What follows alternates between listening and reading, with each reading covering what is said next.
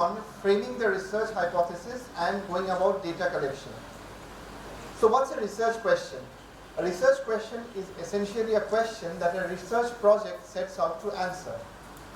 It should, essential elements include the patient population or the problem that we are defining, the intervention, the control, which are the independent variables, and the outcome, which is actually the dependent variable. A good research question should have finer characteristics. In other words, it should be feasible, interesting, novel, ethical, and the research question should be relevant. It should be simple but appropriately complex as well. So what is a research hypothesis? A research hypothesis basically translates the research question into a prediction of expected outcomes. A good research hypothesis should be conceptually clear, it should be objective, specific, relevant, it should be consistent, feasible, most importantly cost effective, and profundity of effect on research variables.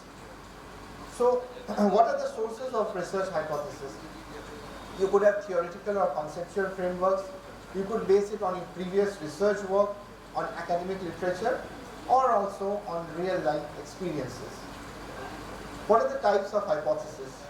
You have simple hypothesis, complex ones, associative and causal, directional and non-directional, and then of course we are all aware of the null and the research hypothesis. A simple hypothesis is a statement which reflects relationship between two variables, whereas a complex one deals with more than two variables. Associative hypothesis predicts an associative relationship between the independent and the dependent variable, whereas the causal hypothesis tries to establish a cause and effect relationship. Directional hypothesis specifies not only the existence but also the expected direction of relationship, positive, negative, and the non-directional one will not deal with the direction.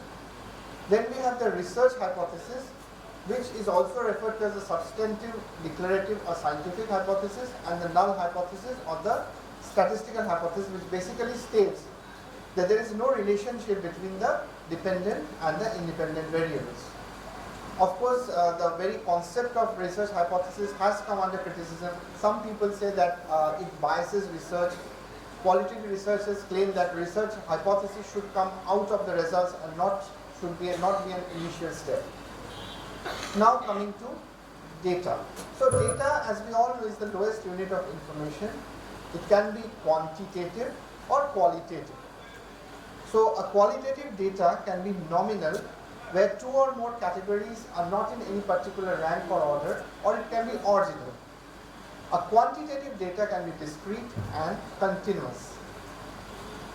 Nominal data is a type of qualitative data which divides variables into mutually exclusive level categories, but they are not in any particular order or ranks. Whereas an ordinal data will have an order, and usually we use objects like the Likert scale to grade ordinal data. Discrete data can be counted, usually whole numbers or integers.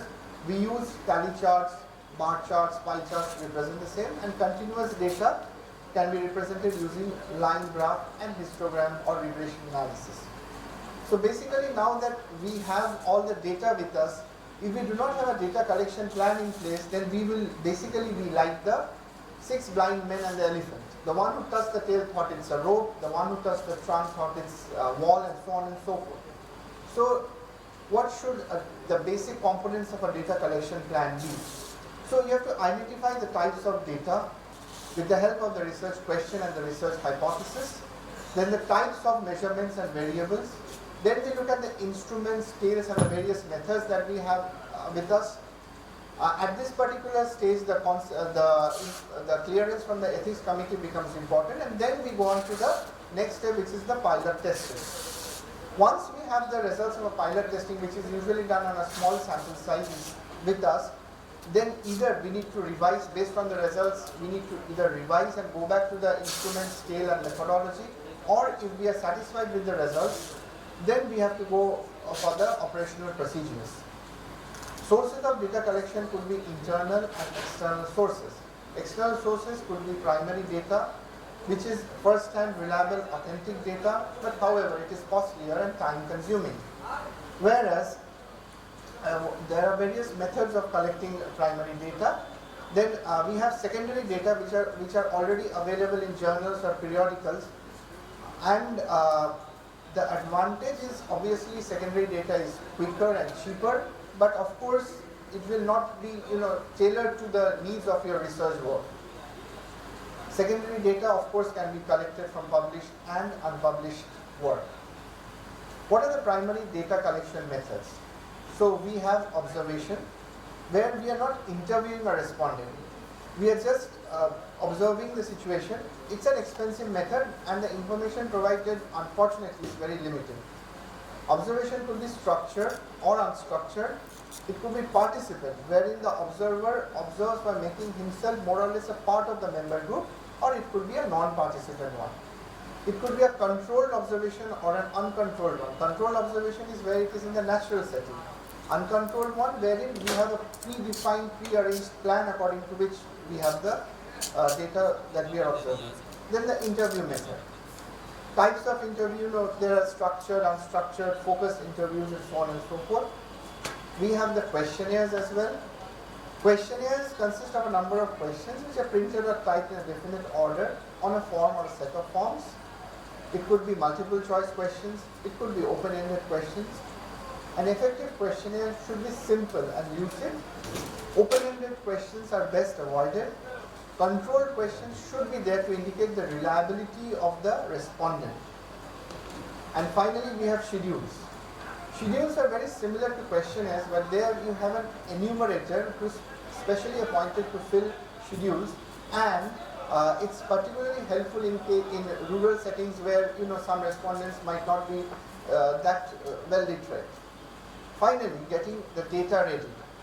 So when you are organizing data, ideally the data should have a unique identifier.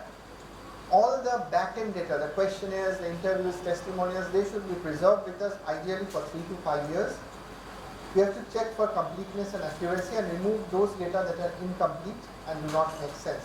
Of course, recording of data nowadays is mostly computerized. We use platforms like MS Excel, Microsoft Access, SPSS, and qualitative data stored using software like APInfo, InVivo, etc. So with that, I thank you for